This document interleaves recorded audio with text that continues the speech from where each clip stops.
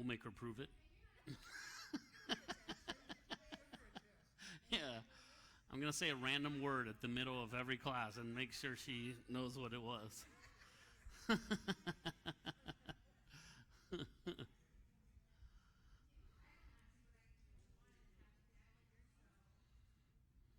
Check. Hey, Paul. Hey, Elvira.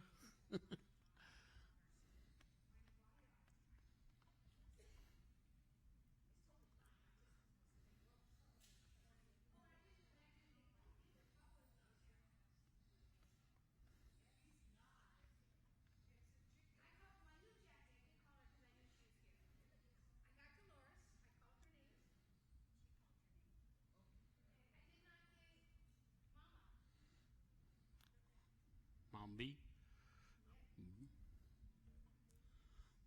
Mama Bertha.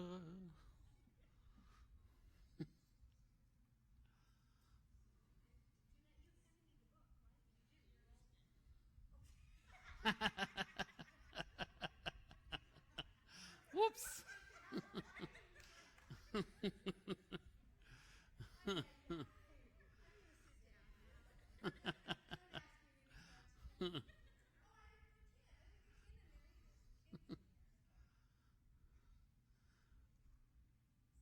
Rob, are we good on Zoom? We connected? Okay.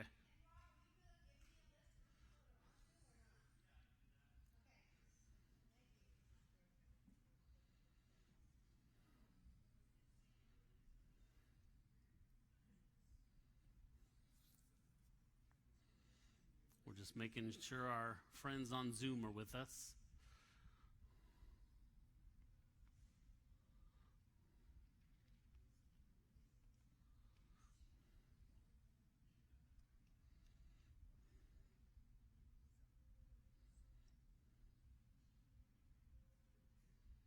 Well, I will say I think everybody here, or most people, are actually signed up, like through the church app or the website or whatever it is. If you aren't, go ahead and do that, because I will be sending out emails just to the group each week with the slides for that night. Sorry, we did the signups differently this summer than we did last year. So when I got on to send the slides earlier today for you for tonight, I didn't know how to do it. So since then, Kelly has sent me an email and I know how to do it. So I'll be sending you the slides ahead of time. I know some people, if it's hard to see this screen or that screen, sometimes people like to have it on their phone or tablet right in front of them. For those of you on Zoom, and sometimes it's easier because you don't always see what's on the screen easily, and so you can have it up on your own computer that you're already on. Or iPad or anything. Some people just like to look at them later because there was a quote up there that they liked or something, or a piece of artwork. I like to show lots of visual representation of the stories and things that we look at, and so some people just like to have them. So I will send those to you each week. So if you're not already signed up through the app or the website, then do that so that you have that. And also, every week I send the Zoom link just as a reminder. So you're here tonight in person, but maybe you can't make it one of the weeks, but you can by Zoom. For those of you on Zoom, it's just an easy way to find it for that night. So yeah, so you'll get those from me.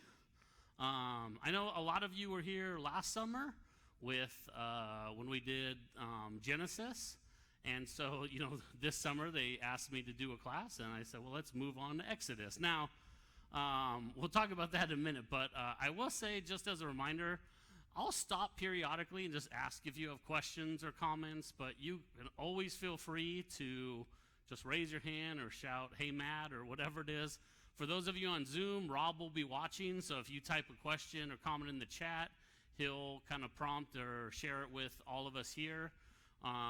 If you are okay with it, and there's a microphone. Did we check this mic? Is this on in the middle here? Okay.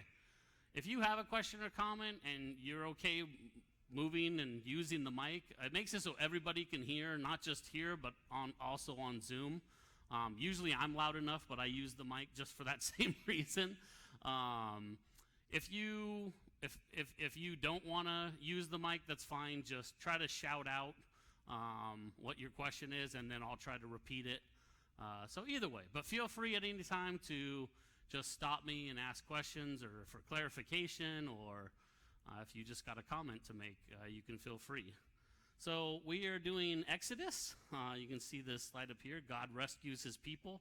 We'll talk more about that in a minute, but you probably saw the kind of the description of the class just in the announcement or in the sign up that we're doing Exodus.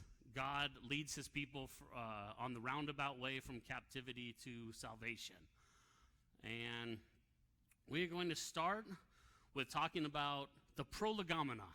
I just think it's a fun word to say. So there's not really a reason to use that word. It just means the things before the things, prologue, preface, intro. It's kind of a little bit more than that. It's like the intro to the intro. It's like the stuff you got to get out of the way. First things first. I just like the word prolegomena. But so first of all, the class title.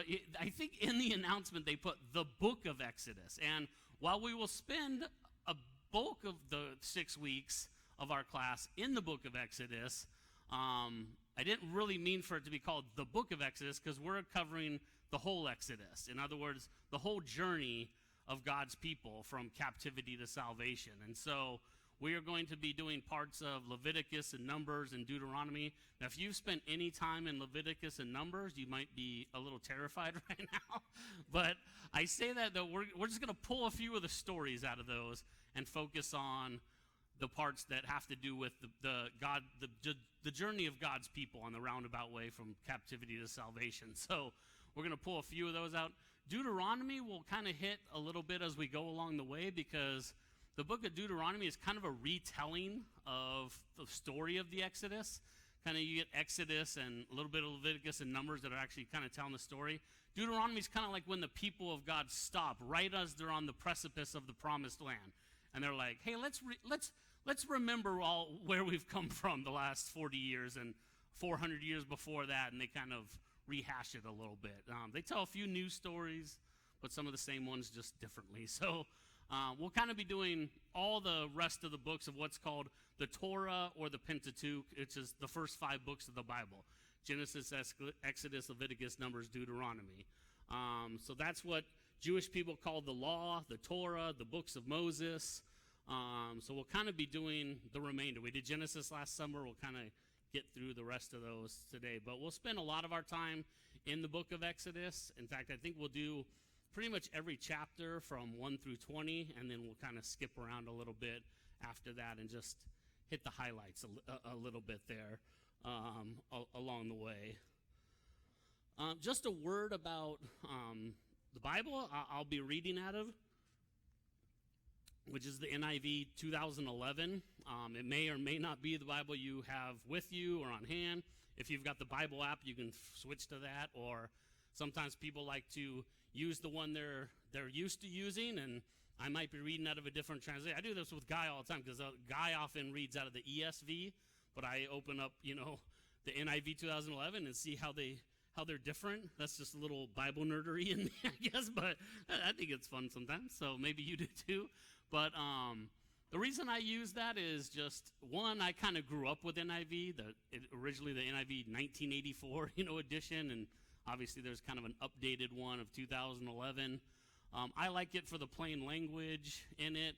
I also like it for some of the choices they made, just like in translation, and they are gender inclusive when I think it's appropriate, and like when Paul's writing to some of the churches, and the Greek word might be brethren or brothers, but NIV 2011 will say brothers and sisters, because it's clear that he's talking to both the men and women of the church. It's just he uses the Greek term that's often just a masculine term. So, and then other stuff, but they keep other things, like they still call God Father. They use, the his, him pronouns for God and stuff like that. So they made certain choices like that I think are smart. So that's why I'll be using that and reading that. But we'll hit a number of different translations, because I think all the different translations can be of some value. In fact, you'll hear me at least once tonight say where I think the NIV 2011 gets it wrong. So we also use other translations because they make different choices about how to translate from Greek and Hebrew into our English language. And that's not an easy thing to do. And so the people who make these translations have to make choices. And so it's interesting to see what they pick and choose. And we'll talk about those things more specifically. So if that sounds like, I don't know what you're talking about, like in these different translations, we'll talk more specifically about those, like, here's what this one says, and here's why this one's different, and that might be a better understanding of that. You could leave it there. We're not there yet, but you could leave it there. I'll go there too. I'll give you an example. You can just listen to this verse. This is going to be Psalm 23. It's not going to be a translation you're familiar with, but it's a translation that tries to take the ideas in Psalm 23 and get kind of more at the heart of what we're hearing and not just the poetic language. So this is how this version of Psalm 23 reads.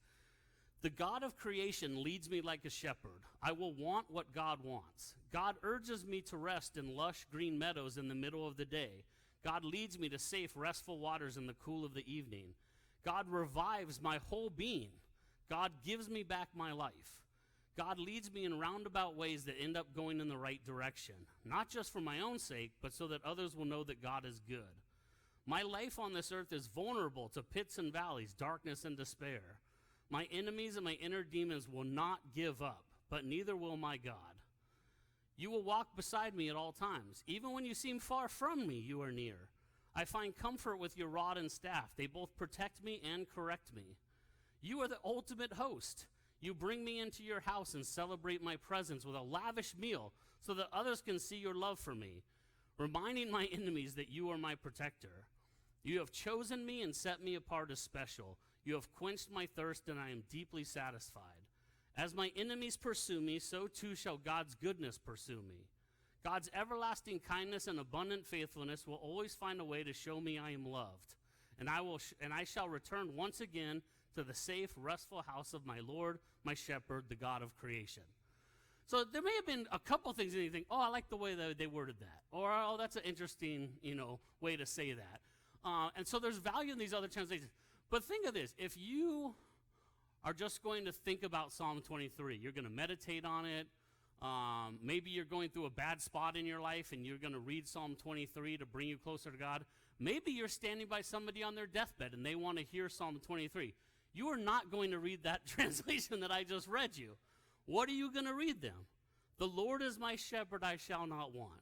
He maketh me to lie down in green pastures. He leadeth me beside the still waters. He restoreth my soul. He leadeth me in the paths of righteousness for his name's sake. Yea, though I walk through the valley of the shadow of death, I will fear no evil, for thou art with me. Thy rod and thy staff, they comfort me. Thou preparest a table before me in the presence of mine enemies. Thou anointest my head with oil. My cup runneth over. Surely goodness and mercy shall follow me all the days of my life, and I will dwell in the house of the Lord forever. Most of us probably don't use the King James Version in our everyday Bible reading or whatever it is. Maybe you do, maybe you don't, but probably most of us don't. But if we're going to read Psalm 23 or recite it, it's probably going to be that version just because of the feelings and the emotions it brings up in you. Whether it's because I learned it when I was 4 years old and my grandma quoted it to me that way, or whatever it is, that there's something about that translation that can stir something within us. And so there's value to these different translations. And as we go through them, here's our slide of Jacob wrestling with God, or an angel, the messenger of God. Here's more of an angelic, I guess, portrayal of that. But I want to talk about this real quick. This is from Genesis, and we talked about it last summer, but it's always a good reminder when we go into something like this where we're trying to better understand the Bible, when we're studying the Bible. So this incident, Jacob, when he was born, he has a twin brother named Esau. And Esau is born, they look at him and say, hey, he's red and hairy. Let's name him Red and Hairy, which is basically what Esau means. So it's very literal. And then Jacob comes out, and they said, and he's grasping at his twin brother Esau's heel. Basically, he's like, a lot of times it's like, hey, twins, like, hey, which one is you's older? I'm 7 minutes older, or whatever. Apparently in this birth, it's like one after the other. Like, Jacob's grasping at his brother's heel on his way out of the womb. And so they name him Jacob, which means grasping at the heel. Now, the funny thing about that is, in Hebrew, that's not just a literal grasping of the heel. That term means something like liar or deceiver. And Jacob grows into that in his life. He basically lies and deceives for a lot of his life. And so he really fits his name that he's given. Well, in this instance, when Jacob comes to this point, he's on his way back from his father-in-law's house. At this point, he's got wives and children, and he still thinks his brother Esau wants to kill him. For basically lying and deceiving and tricking him out of his birthright. So he's prepared for that. And he sends all his family across the river.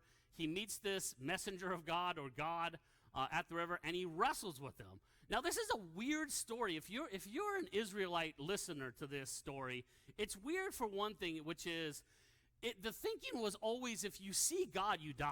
If you've seen Raiders of the Lost Ark, when they open the Ark of the Covenant at the end, everybody's faces melt who looked into the Ark and stuff. Like, it's basically what they thought. Like, if you see God's face, it's so, you can't match the glory, and so you would die. So it's weird that all of a sudden, if you're hearing the story of Jacob wrestling with God, you're like, how could he do that and not die?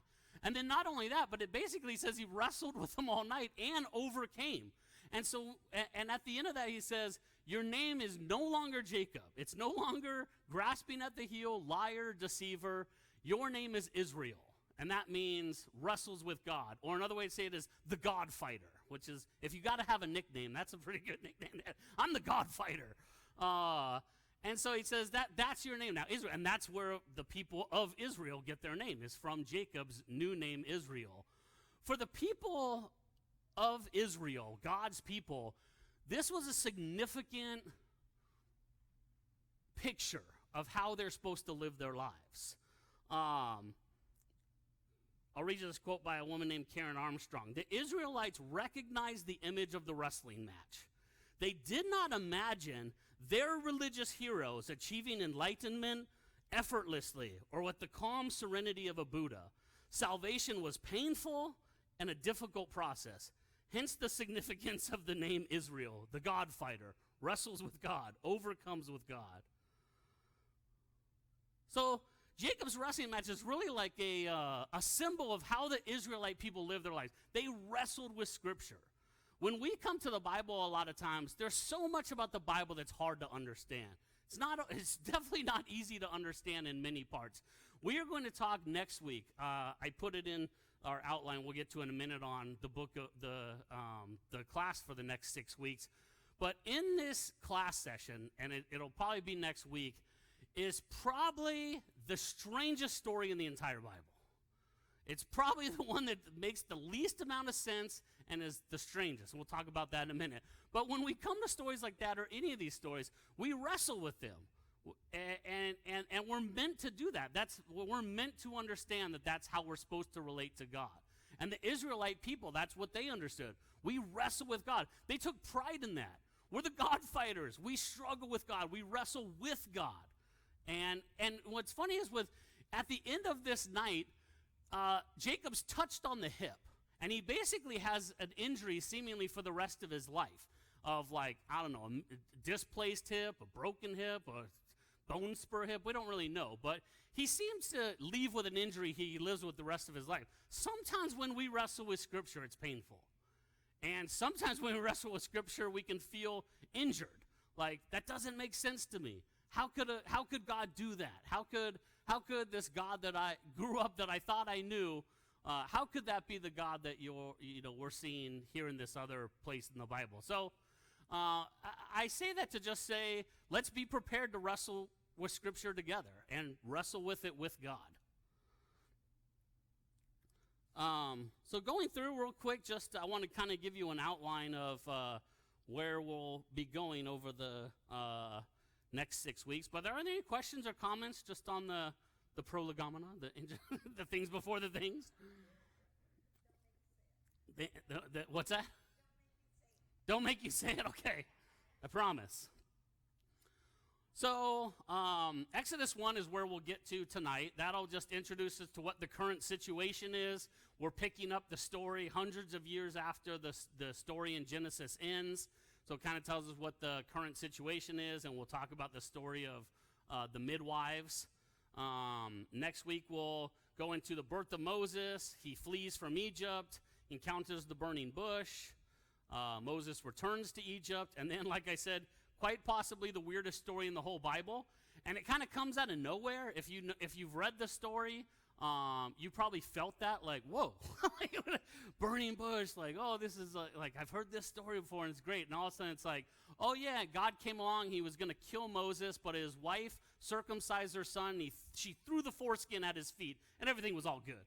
That's basically the story. We'll get to that next week, don't worry. But like, I tell you, I think it's probably the weirdest story in the whole Bible, and it doesn't make a whole lot of sense. We're still, people today are still trying to figure out what in the world is happening in this story. That just casually says, so God just said, I'll just go kill Moses. Like, after all this, you're like, what? And then how does his wife save him? Okay. But anyway, God promises deliverance. Aaron's staff turns to a snake, speaking of weird stories. Then we'll get into the 10 plagues, the plague on the firstborn, Passover, and leaving Egypt. I put the Exodus here because if you look in your Bible, and your Bible has little headings at the beginning of different sections, at the beginning of this section, as they're leaving Egypt, it probably says the Exodus. And so a lot of people would define the Exodus as that actual singular event. When they pick up on that night, leave Egypt, and start heading towards the promised land, that event is the Exodus. Now, we're stretching that, like most probably Jewish people do, into the Exodus basically covers the whole journey, like 40 years basically of leaving Egypt, getting to the promised land, and that's kind of what we're going to talk about when we talk about the Exodus. Consecration of the firstborn, then of course the crossing of the sea, the Song of Moses, manna and quail, Jethro visits, and then at Mount Sinai and the 10 Commandments there.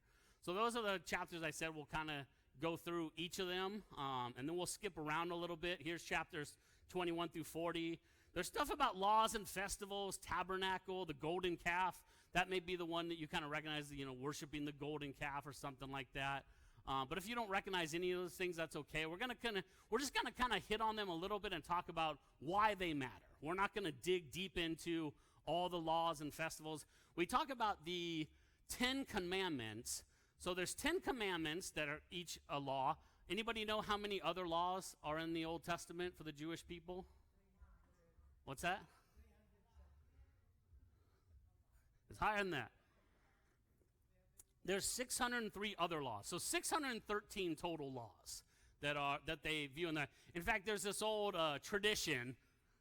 I mean, don't bother counting because it's probably, you're not going to come out with 613. But there's an old tradition that a pomegranate, if you break it open, has 613 seeds. Pomegranates are very big throughout the Bible and the Old Testament about God's goodness and blessing of the people being represented by a pomegranate fruit.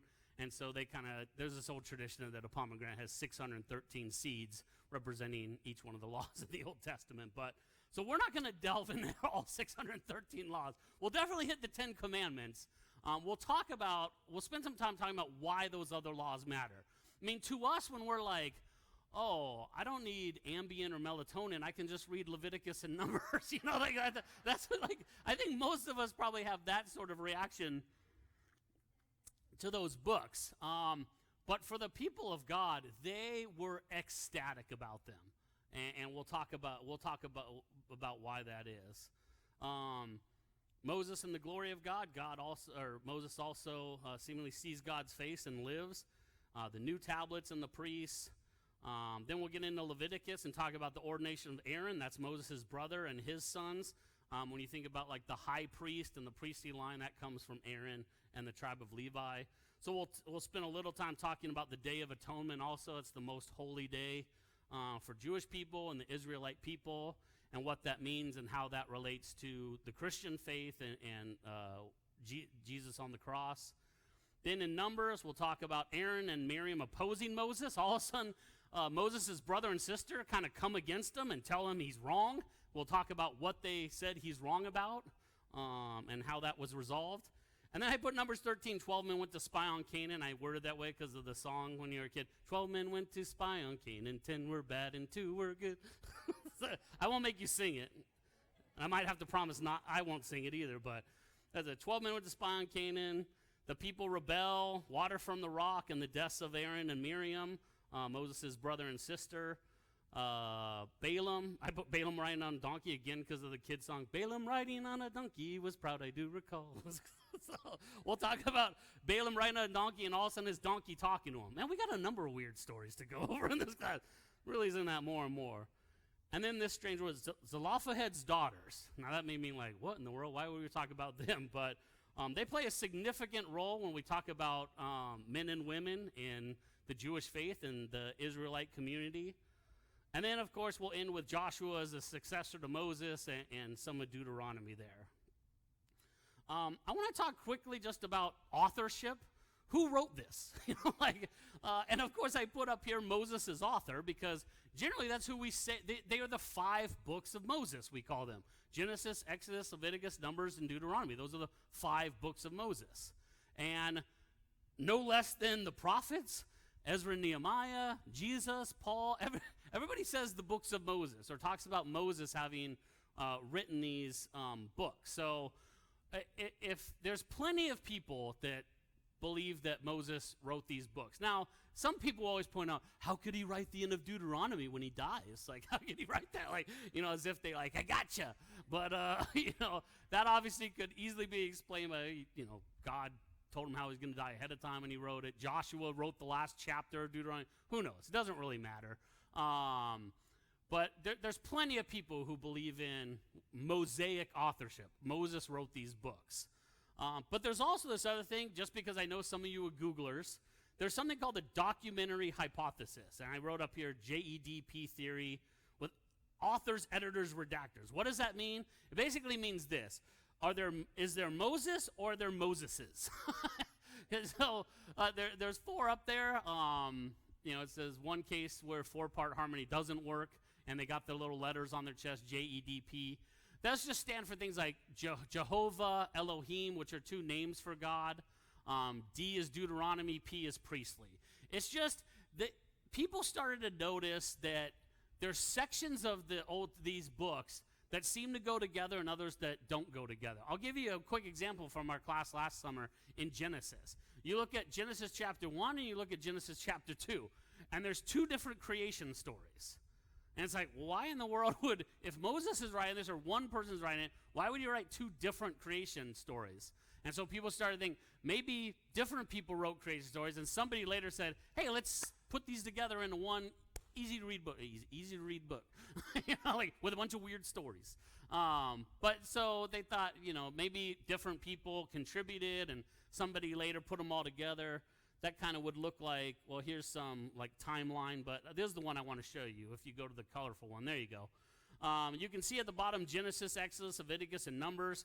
Particularly look at Genesis and Exodus. They got all kinds of different splices in there, like people said, oh, this was written by the J guy, this was written by the P guy, this was written by the E guy, and basically there's no Deuteronomy up there because the D is just Deuteronomy.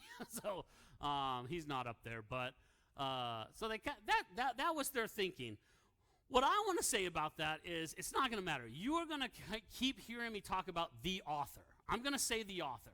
Now, whether you take that to just mean Moses, whether you take that to mean all these people contributed and somebody edited it later together so it was made sense in a cohesive way, however you take it, it doesn't matter. What I want to get at is, what were they trying to tell us? What was the point of them putting this story together? Whether it's Moses sitting in his den at night saying, this is what I want the people to understand, or whether somebody, an author or editor later said, I'm going to take these stories and put them together because this is what I want the people to understand. This is what God wants the people to understand. However you take it, I'm going to say the author, and that's how we're going to talk about it. What does God want us to understand from this text? What did the author who wrote it down want us to get from this text? Are there any questions or comments on that?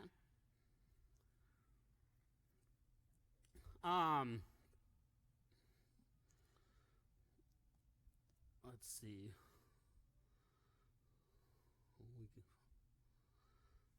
Where's our slide? Oh, okay, we're on the right slide.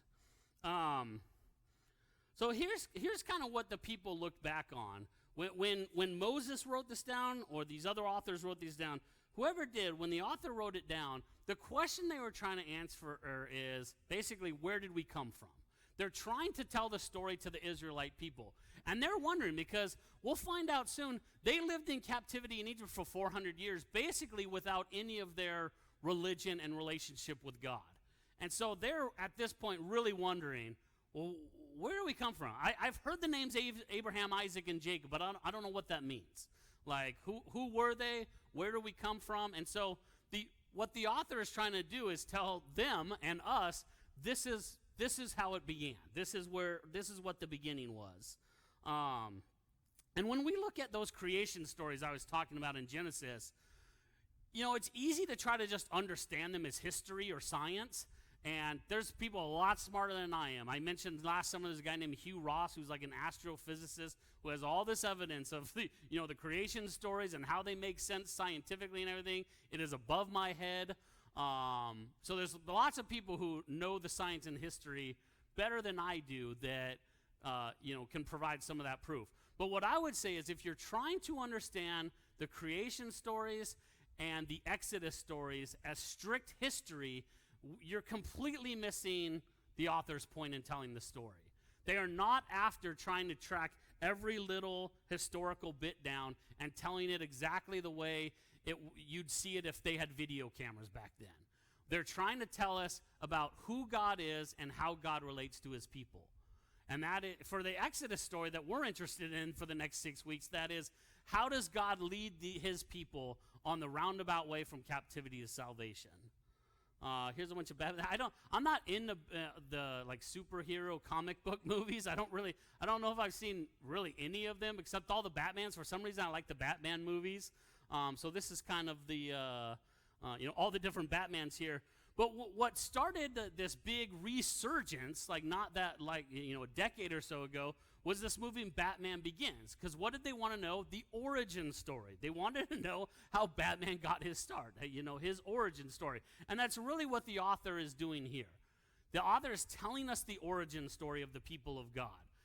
He starts with Genesis that we talked about last summer, and then continues the story in Exodus where we're picking up. And he's telling us, this is your origin story. This is how it began. And of course, this funny Latin term here, creatio ex nihilo. This means creation from nothing, something from nothing. So if you remember last summer, what did I keep saying all summer long in that 6-week class? God makes something from nothing and turns nobodies into somebodies. That was what the author of Genesis was trying to tell us. God creates something from nothing and turns nobodies into somebodies. What is the author trying to tell us in the Exodus? You've heard me say it a bunch of times already. God leads his people on the roundabout way from captivity to salvation. And so that's just what we're going to focus on. The author, that's his goal. That's what he wants you to get from this book. And all these other, details are just going to contribute to it. So we're definitely going to delve into some of those things, like the 10 plagues. Could they happen naturally in our natural world, or were they really miracles? We'll talk about the crossing of the sea. Was that just a fluke of a strong wind, or was it a miracle? We'll talk about those things, but only in the sense of trying to understand how God leads his people on the roundabout way from captivity to salvation. So here's a quote by Martin Luther. God created the world out of nothing, and so long as we are nothing, he can make something out of us. I like this, when we talk about people in the Bible being nobodies and being turned into somebodies by God, we kind of have to talk about Paul. This says, for some say Paul's letters are demanding and forceful, but in person he is weak, and his speeches are worthless. And then I like the translation at the bottom too. In person he is unimpressive, and his speaking amounts to nothing. Another way they described Paul, but in person he's a weakling and mumbles when he talks. That's not high praise there for Paul. But the point is that God took a nobody and turned him into a somebody there. Here's Paul's own description of Abraham, another nobody turned into a somebody. We call Abraham father not because he got God's attention by living like a saint, but because God made something out of Abraham when he was a nobody. Isn't that what we've always read in Scripture? God saying to Abraham, I set you up as a father of many peoples. Abraham was first named father and then became a father because he dared to trust God to do what only God could do. Raise the dead to life, and with a word make something out of nothing. So again, that's the Message version, and I just like the way that translation phrases it. So that's why we look at some of those different translations. Here's another Message translation here. Take a good look, friends, at who you were when you got called into this life. I don't see many of the best and brightest among you, but not many influential, not many from high society families. Isn't it obvious that God deliberately chose men and women that the world overlooks and exploits and abuses? God chooses the nobodies. So again, that's where we're starting from, because the Exodus is going to build onto the story of Genesis. So the author tells us God creates something from nothing and turns nobodies into somebodies. And throughout the book of Genesis last summer, we looked at how humans were constantly separating themselves from God and each other. And God was constantly trying to reconcile with humans and help humans reconcile with each other. And so we pick up in that sort of community here in the book of Exodus. We are going to skip over. We're going to skip over the Prezi Jer. We kind of got a different look here. Let's see if this works for me. I'm going to skip that, and we're just going to play it up on the big screen.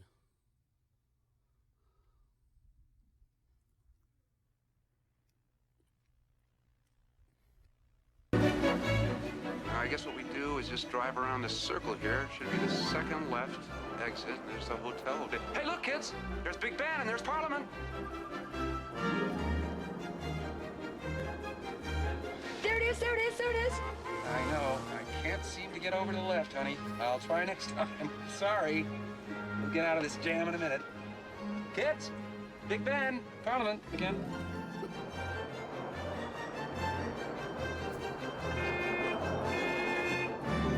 Kids! We know Big Ben. Parliament.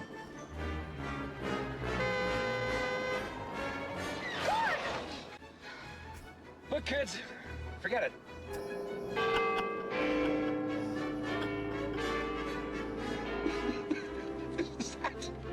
It's amazing. I cannot get left. There's Big Ben, kids. Parliament. I don't know.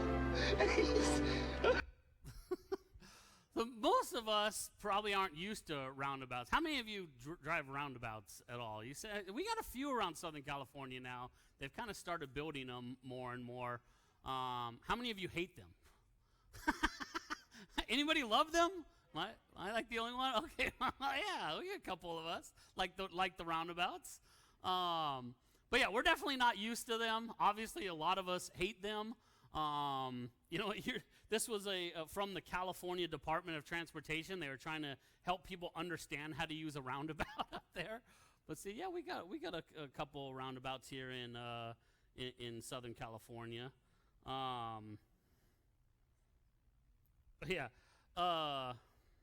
But we, a lot of us don't like the roundabouts. We don't like the roundabout way. If you go on like Google Maps or Waze or Apple Maps and you're gonna, put it into your GPS, you're gonna go somewhere. Sometimes it'll ask you like, do you want to take the fastest way? Do you want to take the way that avoids the tolls? And now Google started doing this thing. Do you want to take the most fuel efficient way? So you can choose that. Probably a lot of us are like, just get me there the fastest. Let me just go. I don't want to go some crazy way just because it's gonna save me a little bit or something. Like I want to get there fast. We like the direct route. If you think about watching like football, what are they going to show on the highlights? The big 80-yard touchdown play. They don't show the like 3.5 yards, 3.5 yards, 3.5 yards, like all the way down the field. Like we don't want to get there slowly. We want to go. We want the big play. If you've ever gone on Pinterest, you might see like something like this meal and think, oh, I'm doing that. Like I can make this. And then you start to, then all of a sudden you look at the ingredients list and the instruction, you're like, it's more than 7 steps. So I think I'm out. This is more my speed. I'll just do these hot dogs and pastry rolls here. Like that's what I'm gonna do. That's more in my wheelhouse here. You know, we like the quick solution. As the people of God, we are roundabout people, but we don't like that. They can be frustrating. They be confusing. It's probably why a lot of you hate roundabouts, like in traffic roundabouts. Like they can be confusing. They can be frustrating. So what does it mean to be roundabout people? In Exodus, we're going to skip ahead. Obviously, we're going to come back to these in the coming weeks, but I just want to give you this overview.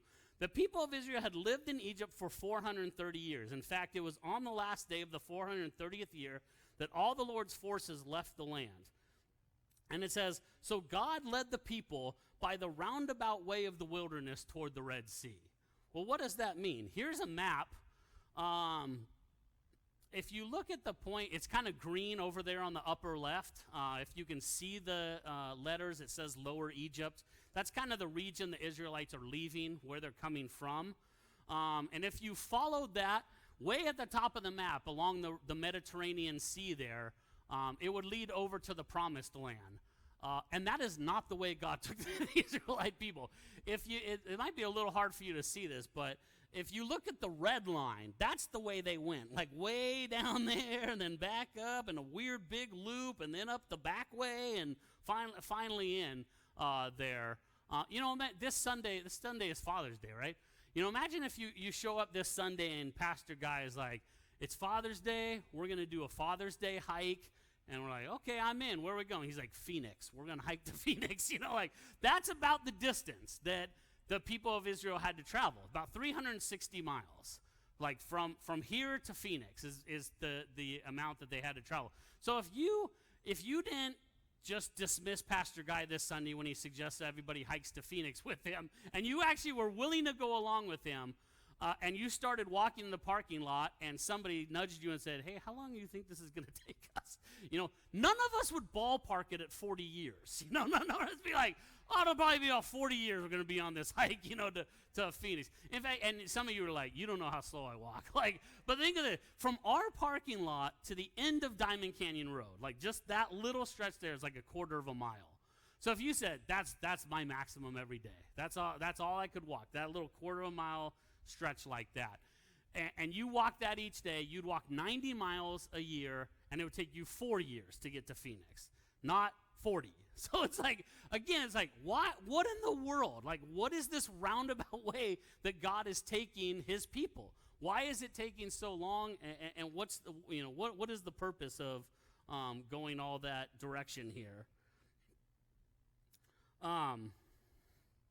So again, the roundabout way for us can be very frustrating. We want the big miracle of Moses parting the Red Sea. That's what we want. Like, hey, let's take the shortcut. Like part that thing and let's go. Let's move it. Let's not go on the roundabout way. That's how most of us want to go. Imagine again. Yeah, Doug.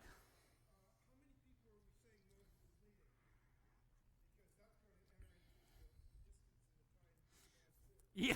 You betcha, because it's going to tell us, we'll see next week and talk about the numbers.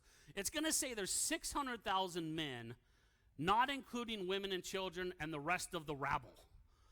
So there's other people that go with the Israelites out of Egypt. And so it says there's 600,000 men, so of course people are like, oh, if there's women and children, it's like, 3 or 4 times that, whatever it is, and they try and figure it out. We'll talk a little bit more next week on how numbers don't always mean the thing that we take them to be. It could very well have been millions of people at this point. Obviously, the Pharaoh that we'll see tonight in chapter 1 is very worried about the number of Israelite people there are. So you could easily be, he's very worried about millions of people.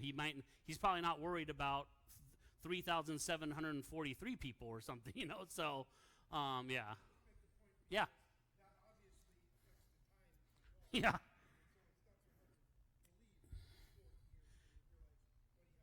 Yeah, can you imagine? If you go on a road trip with family or friends or something, like try and get 4 of you in a car and nobody wants to stop at the same time, or who's buying the food snacks at the next mini mart, and it's like Some people want to drive 8 hours that day, and other people are like, let's drive 45 minutes to the next swimming pool and sit there all day. It's like, you got all kind of, that's 4 people in a car, Like, can you imagine all these people? Like, people are moving fast, people are moving slow. Some people got these cows that they're trying to drag behind them. Other people got kids that want to move, and so it's like, can you imagine trying to lead these people or be a part of this community? That must have been extremely frustrating. And on top of that, they're not taking the direct route to the promised land.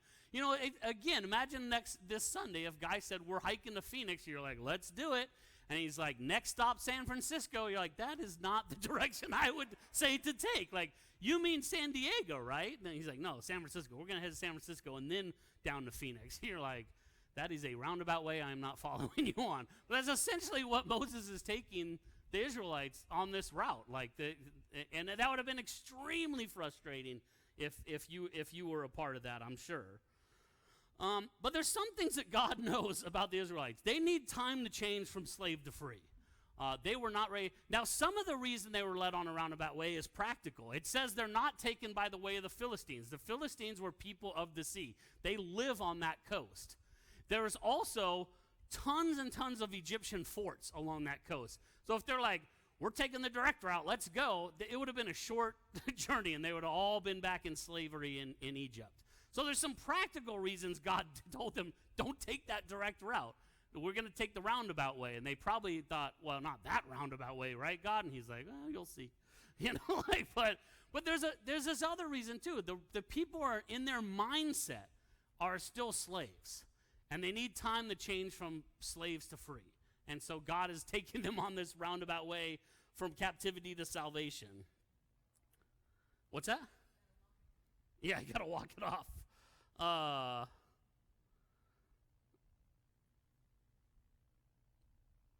was going to read you this quote here. Where'd it go? It's not just about the bondage of sin. It could be just life's disappointments and frustrations. That our life journey is about changing from slave to free.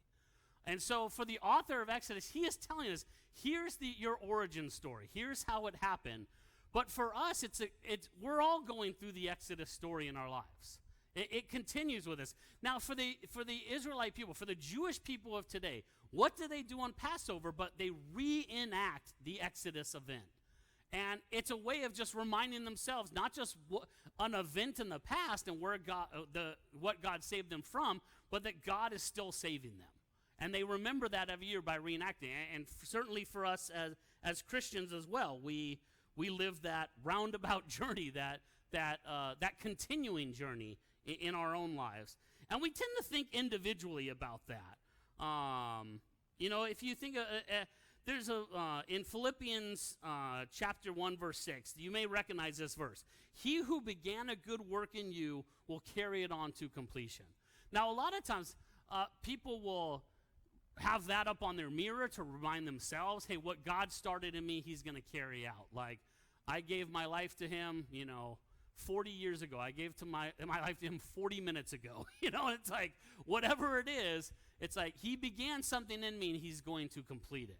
It's a good reminder for ourselves. You may have had somebody say that to you when you've been frustrated. Or maybe you've been the one comforting somebody saying, I know you're struggling, but what God has begun, the good work that God began in you, he's going to carry it out. We think of it in individual terms, and that's not wrong. If you're quoting that verse or love that verse, I'm not saying it's wrong to think that way. But Paul doesn't write that verse that way. In Greek, it's plural. He who began a good work in you, the group of you, the church that he's writing to, he'll carry that to completion. So we're not just roundabout persons. We are roundabout people. And we're meant to be living in this community. But that community, as Doug was saying, can be very frustrating. If you're in that community traveling with Moses on the roundabout way of the Exodus, that have been very frustrating and confusing. It can be frustrating and confusing to live in any kind of community. In the Landmark Christian Church, it can be frustrating sometimes to live in our community here. But we're meant to live in this community and journey together. Here's that verse I was talking about, the rabble. The Israelites journeyed from Ramses to Succoth. There were about 600,000 men on foot besides women and children. Many other people went with them. That's when I said, one translation says it was a rabble of people. You know, it was a mixed multitude. It was, the point is, it was more than just the Israelites. Seemingly there were a bunch of Egyptians that went with Moses and the Israelites on this journey, that they're leaving Egypt as well. That's an easy thing to skip over, but the reason it's important for the author here is it's showing us this is the fulfillment of the original promise God gave to Abraham, that he would be a blessing to all the nations, that it was through Abraham that all nations would be blessed. And so here's just a little hint, a little peek, that the author, it's easy to miss, but he's saying, hey, check out the rabble. Check out the mixed multitude that's leaving with the Israelite people here. Again, it's frustrating to live in community. Patience with others is love, but patience with God is faith. In faith, faith's not about believing in the mere existence of God. It's about believing in who God is and that God is dependable. And we're going to see, especially next week, when Moses goes and asks for God's name, that why that's important, like what the author is trying to tell us about God. This was like my favorite book as a kid, like Cloudy with a Chance of Meatballs. Every time I think about manna and quail, even this last Sunday when Dawson was talking about manna and quail and stuff, I always think of Cloudy with a Chance of Meatballs. If you don't know what that book or the movie they made about it is, it's this town, the town of Chew and Swallow, that like all their food comes from the sky. It's their weather. They got pea soup clouds and big pancakes fall from the sky and stuff like that. So it's a great children's book. But that's what I always think of when I think of manna and quail there. Do you remember this game of the Oregon Trail?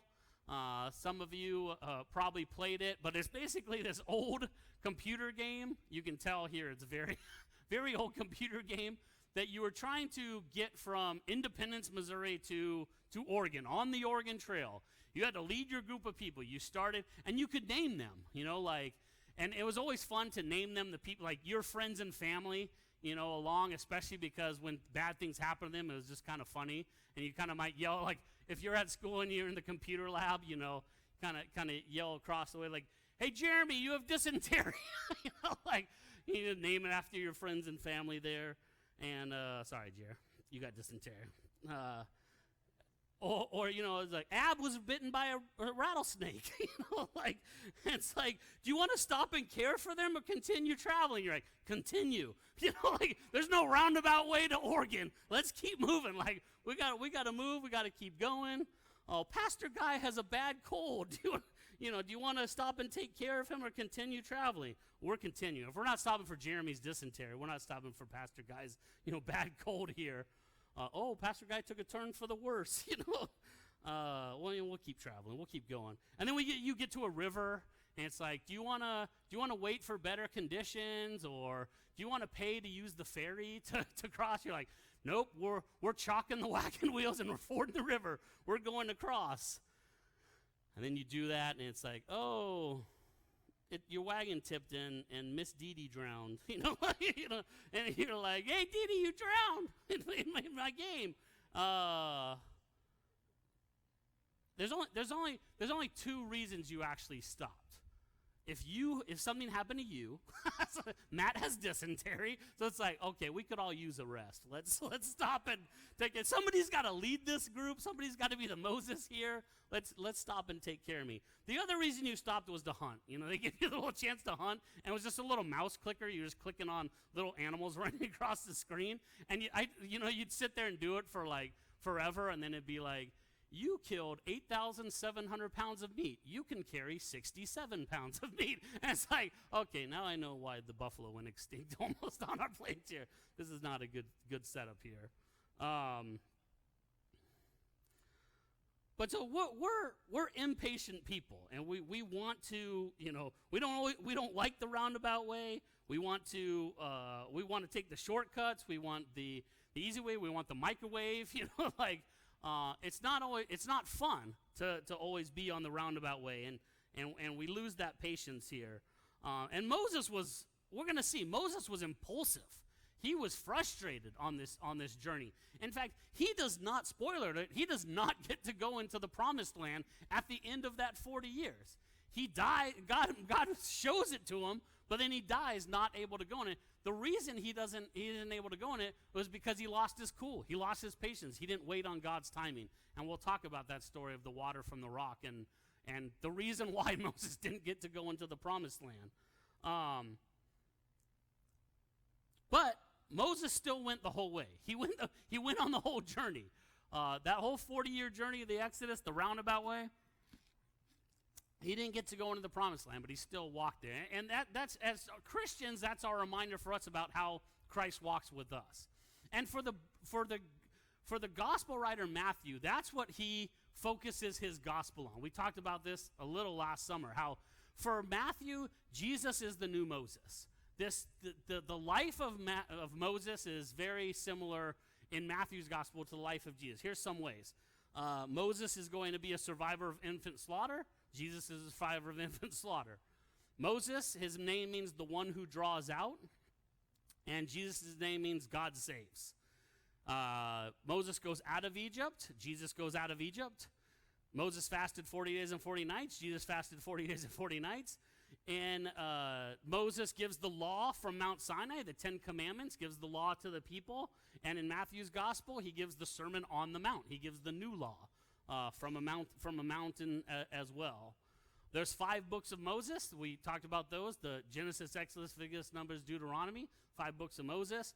In Matthew's gospel, Jesus gives 5 main speeches.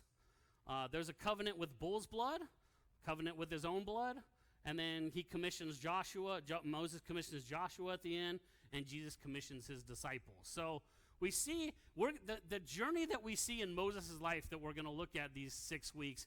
Matthew in his gospel is going to take that and say, this is the journey that Christ is leading us on in our own journeys. So salvation is more than a ticket to heaven. Salvation, it means redemption. Salvation really means refinement.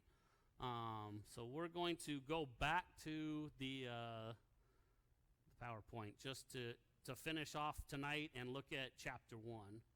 Are there any questions or comments on just that overview of God leads his people on the roundabout way from captivity to salvation? And just that was a kind of big picture overview of the journey that's going to be taken and why the author is telling us this story. Any questions or comments? Yeah, Mary?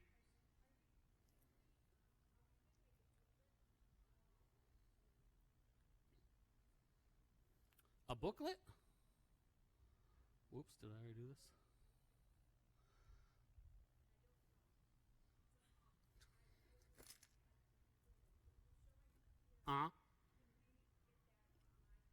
Oh, yeah.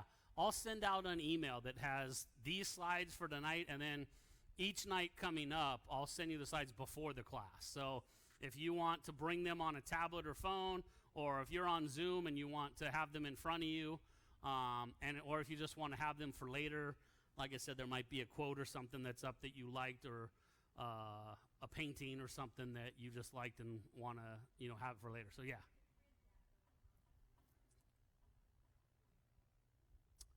I assume so. You should be able to print from Power. I don't know if you can print that Prezi thing we just went through, but I think there's a way to say it. Well, we'll have to take a look. But any other questions or comments? So here's this rabbi. He says the exodus from Egypt occurs in every human being, in every era, in every year, and in every day. So again, reinforcing that the exodus is not just something we're looking at as an event in the past, but it's something to help us understand our own exodus, our own journey from captivity to salvation. So we're going to look at, we're going to finish tonight just starting in the book of Exodus and looking at chapter 1 here.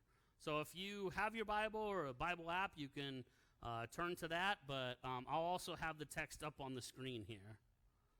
I could tell by the huge bright light behind me that I forgot last summer I started switching these to darker slides, didn't I? So it didn't blind you all every time we switched. I'll have to try and go back to that. So here's how the book of Exodus starts. These are the names of the sons of Israel who went to Egypt with Jacob, each with his family: Reuben, Simeon, Levi, Judah, Issachar, Zebulun, Benjamin, Dan, Naphtali, Gad, and Asher. So notice in bold there, names Shemot. Now the reason I put that in bold is a couple reasons. Number one, it's the name of the book of Exodus. Now we say book of Exodus. We call the book of Exodus Exodus. In the Hebrew Bible, and for that just means the Old Testament. Jewish people don't recognize the New Testament books like we do, so their Hebrew Bible is what we would call the Old Testament. And in the Hebrew Bible, they don't call these books by the same names we do. Genesis is kind of similar. The name of Genesis is Bereshit, which just means beginning. If you think about Genesis 1:1, in the beginning, God created the heavens and the earth. What they do is they just take the first word in the book, and that's the name of the book. And so Bereshit, beginning, they call the book, what we call the book of Genesis, they call Bereshit. The book of Exodus, the first word in the book of Exodus in Hebrew is Shemot, names. Now that's like, oh, that sounds super boring. Like what they should have named Numbers or Leviticus like that. But in this is something that happens both in Greek and Hebrew. The languages that the Bible was written in, New Testament and Old Testament, is they don't have the same sentence structure like we do in English. They can play around with the order of words and sentences. So they'll often put the most important word first. And it doesn't come out sounding weird. Like if we try to do this in English, it'd have been like, names are these, the sons of Israel, or names are these. Or we start sounding like Yoda or something. Like we start reversing the word order and stuff. It just sounds strange. But not so in Greek and Hebrew, the languages these authors are writing the Bible in. So they'll often put the most important word first. So it kind of can give you a clue sometimes when you're looking at the Bible on what they thought was the most important part of that sentence that they're writing. Well, for the author of Exodus here, he puts the word names first. And we think, well, that's a strange thing to put up there. Why would you just call it names? But think about this, that names carry an incredible importance for the Israelite people. We talked about Esau, red and hairy, Jacob, grasping at the heel, a liar, a deceiver. Names really did. Abram's name was changed to Abraham. It was changed from exalted father to father of many. His name was changed as a fulfillment of that. Jacob's name is changed to Israel, the God fighter, as a fulfillment of what his life is supposed to be. Moses, we'll talk about this more specifically next week, but the name Moses is an Egyptian name. It's not a Hebrew or Israelite name. It's an Egyptian name. But the weird thing about it is and again, we'll talk about this in more detail next week, but Moses is drawn out of the Nile River. So we would expect his name to actually be in Egyptian, something like Moses or something like that. That means the one who is drawn out. But his name is Moses, which means the one who draws out. So that's it's almost a self-fulfilling prophecy for who Moses is to become. He's not the one who is drawn out. He is the one who draws others out from that journey, that roundabout way from captivity to salvation. So names have an incredible meaning for the Israelites and for the author here. Again, we'll talk about this more next week when we look at Moses asking for God's name and why he would do that and what the name that God responds with, what that actually means. But it's supposed to be telling us something about the person. As I said, for the people I just named, it was supposed to tell us something about who those people were or who they were to become. Like it was their destiny. Their destiny is kind of encompassed in their name. And for the name of God, the name that God gives Moses of who he is not just a simple formal name. It's telling Moses who he is, the kind of God that he is. So it's incredibly important for the author to put that word first. Names. We're about names. Why is that important? Because God remembers the names. And not just somebody you see on Sunday morning, you remember, you know them or you remember their name from last week when you met them and you remember their name. That's, it's just a simple formal way to address them. This is God remembers who they are. God remembers his people. And we see that word sometimes. We'll see it in the coming weeks where it says God remembered his people. And it's hard for us to use that word and think of it other than God saying, like, oh, yeah, those guys. Like, that's how we kind of think. We're like, oh, God remembered them. Like, oh, man, I forgot about the Israelites. I should do something with them. It's been 430 years. That's not the way that word is supposed to be taken. It's he remembers them with the purpose of action, the purpose of doing something. God thinks about, considers, remembers his people because he's about to take action for them. So that word names for the author is incredibly important there, and why they call this book Names. The descendants of Jacob numbered 70 in all. Joseph was already in Egypt. Now Joseph and all his brothers and all that generation died. But the Israelites were exceedingly fruitful. They multiplied greatly, increased in numbers, and became so numerous that the land was filled with them. So this is another tip of the hat or hint from the author about this is the fulfillment of that promise to Abraham. Going back to the creation stories, that God said, be fruitful and multiply. And then you can even just see in our English here, exceedingly fruitful. They multiplied greatly. This is God's will and the creation of the heavens and the earth, be fruitful and multiply, coming to fruition. And that the promise to Abraham that through this being fruitful and multiplying, that they will be a blessing to all the nations. It's actually that I put became so numerous and bold because it doesn't come across in English here. The Hebrew is something like, it's a term normally used for animals. It means something like swarming. Like they became so numerous. They were swarming. For us, we'd say something like they were multiplying like rabbits. Like that's kind of it's a word that's used for animals. They were swarming. They were that's how the Israelite people here were multiplying and being fruitful and multiplying. What's interesting about this verse is so far we've only heard about men. It named the 12 sons of Jacob. It left out his daughter Dinah, that we have a full chapter story about in Genesis. We looked at it last summer. Doesn't mention her, mentions only these men so far. And all of a sudden in verse 7, we get a little tip of the hat again from the author. The Israelite authors love these subtle little implicit. They don't always want to be explicit about what they're trying to say. They love to slide it in, under the radar. They love to be implicit. They love the little tip of the hat. They love the little hint. And for here, verse 7 is the hint that this can't be done without the women. Now that seems like, well, duh. That seems like a dumb thing to say. And for the author, that's kind of his point is like, yes, it just feels like you're taking it for granted, but this really can't be done without the women. And we're going to see even more so here in a minute on what the author means by that. But if you've ever flown into Israel, you fly into Ben Gurion Airport. But David Ben Gurion was somebody who helped found the modern nation of Israel back in the 40s. And he had this quote. He said that women with fewer than 4 children are like draft dodgers. Now, obviously, that's considered today a pretty kind of sexist remark on his part, but that was back in the 40s. But his point was kind of linking fruitfulness, producing children with security. And that's what we see here with the Israelite people. The fact that they're multiplying like jackrabbits, the fact that they are swarming is what's going to lead to their security as a people, as God's people. So let's go, we skip that one.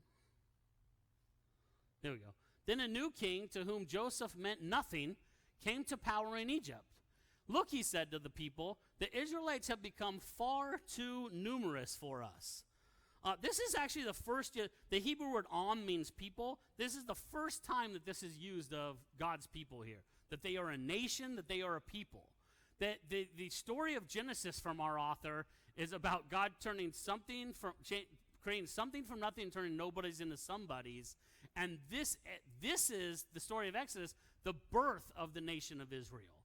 And so this is the first time, and it's out of Pharaoh, the king's mouth here, that he says, this people, this nation has become so numerous. Look at them. They're too numerous for us.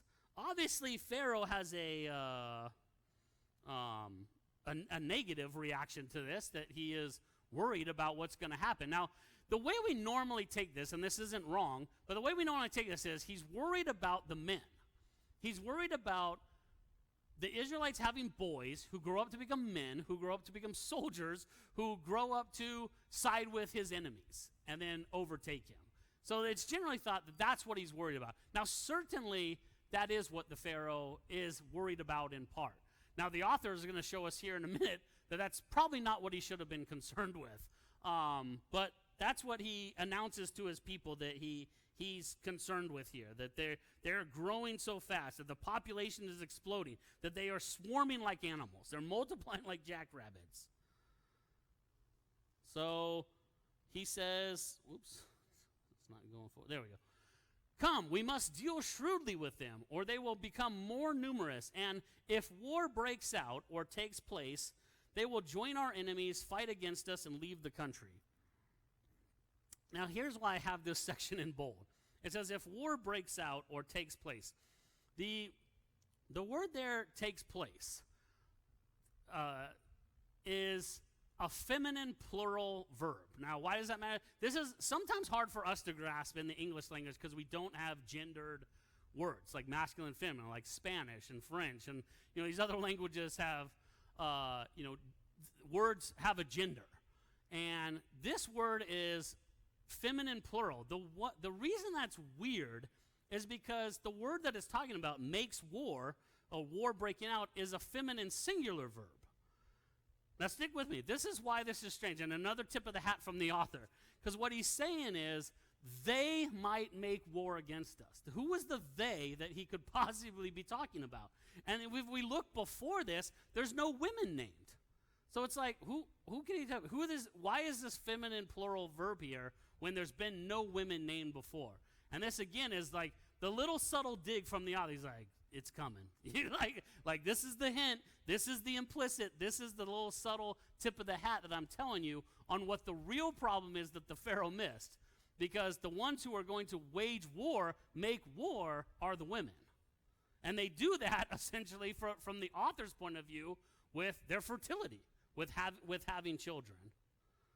So this is the Pharaoh's solution here. They put slave masters over the Israelites to oppress them with forced labor, and they built Pithom and Ramses as store cities for Pharaoh. But the more they were oppressed, the more they multiplied and spread. Now here's one of those examples of the NIV not doing the text justice. Not doing the text justice, because it says they multiplied and spread. That sounds like, it's slowly but surely they multiply and spread.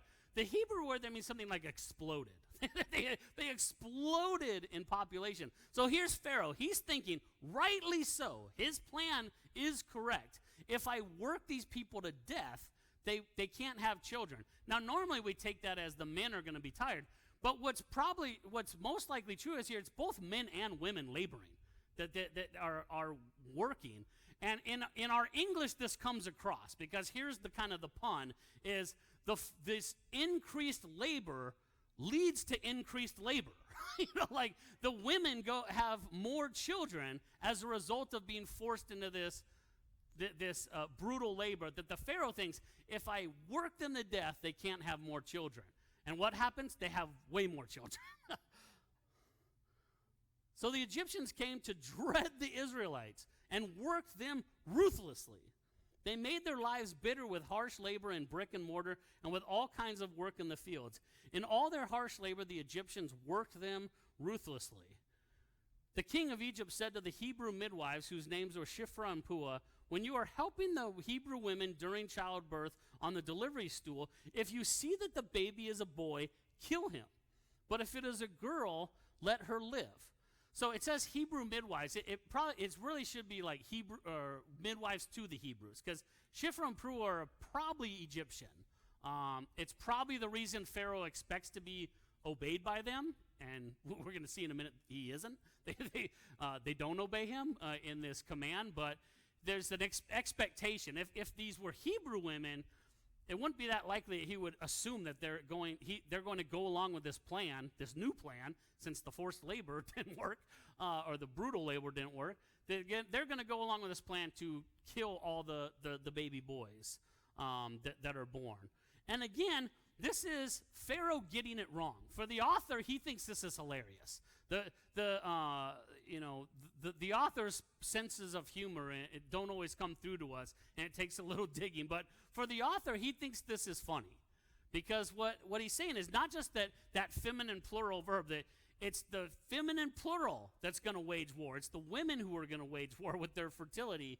Here, it's when you are helping the women during childbirth, you see that the baby is a boy, kill him, but if it's a girl, let her live. For the author, what he would say is, you got that all wrong. What you want to do is kill the women. Now think about it. Women can have a few babies. Men can father a lot. So if you kill men and there's a few men left, they can father tons of children. But if you kill women and baby girls, now you're starting to make a dent. But Pharaoh doesn't think that way. He says, kill the boys, because, again, he might be thinking, I don't want these boys to grow up to be soldiers who side with my enemies. And what the author is saying, big mistake. It's the women who are waging war with their wombs, and it's them who you should fear. The midwives, however, verse 17, feared God and did not do what the king of Egypt had told them to do. They let the boys live. So Pharaoh's not happy. He summons the midwives back and says, why have you done this? Why have you let the boys live? And they're like, oh, Pharaoh, you would not believe it. These Hebrew women, they are not like Egyptian women. They are vigorous, and they give birth before we can even arrive. It's like they're just pumping them out. Like we're running around. We're trying to get to them, but they're just pumping them out, and we can't do anything about it. Now, again, here is an animalistic term, because what the term that they use is, again, like that swarming term, that it's used of animals. They multiply like jackrabbits. Now, this plays on Pharaoh's bias, because he thinks, yeah, these people are like animals. They're lower than us. They're like animals. But for the author, he's saying, you're darn right they're like animals. They are multiplying like animals, and that is a blessing from the Lord. Even if you think about modern day farmers, it's when the cattle, when their livestock have babies and stuff, that they are blessed, and you want that. You want animals having lots of children and babies. And so this term, they say they're swarming, they're multiplying like jackrabbits. They're like animals, Pharaoh. And he's saying, yeah, these people are like animals. All right, you did what you could. They're like, yeah, okay. and they leave. And meanwhile, all the while thinking, yeah, they're swarming like animals, and that's what's going to be your downfall here. They are vigorous, and they give birth before the midwives arrive. So God was kind to the midwives, and the people increased and became even more numerous. And because the midwives feared God, he gave them families of their own. Then Pharaoh gave this order to all his people. So third time he's going to try. First time was like, we're going to work them to death. And it's like, increased labor led to increased labor. The women waged war with their wombs and had more babies. Then he says, we're going to kill all the baby boys when they're born. And they don't do that. That plan doesn't work either. And so Pharaoh gave this order to all his people. Every Hebrew boy that is born, you must throw into the Nile, but let every girl live. So here's his third plan he's going to go about here. And that's where we're going to pick it up next week with the birth of Moses and what happens to him with this order out there, and what the reaction is. We've already seen 2 of 5 women who are going to save Moses. Shiphrah and Puah, the 2 midwives, their actions lead to Moses being able to be born. We're also going to see Moses' mother, Moses' sister, and then Pharaoh's daughter. So right from the beginning, the author of Exodus is like, here's all these men. They're in this land and everything. And then he's got these little subtle things like, oh, don't forget, this can't happen without the women. Don't forget that it's the women who wage war with their fertility and with their wombs that Pharaoh should be worried about, but he's overlooking them. It's the women that are making this huge difference in the salvation story, in the Exodus story.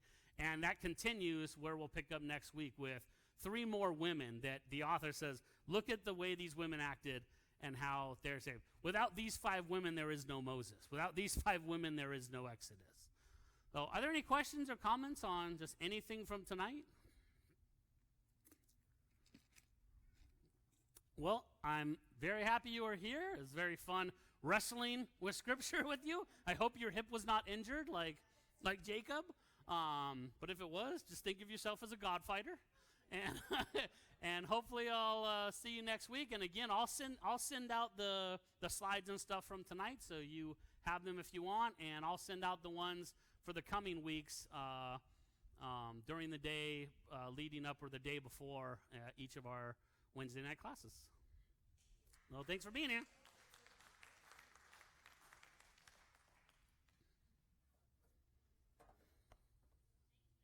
Yep.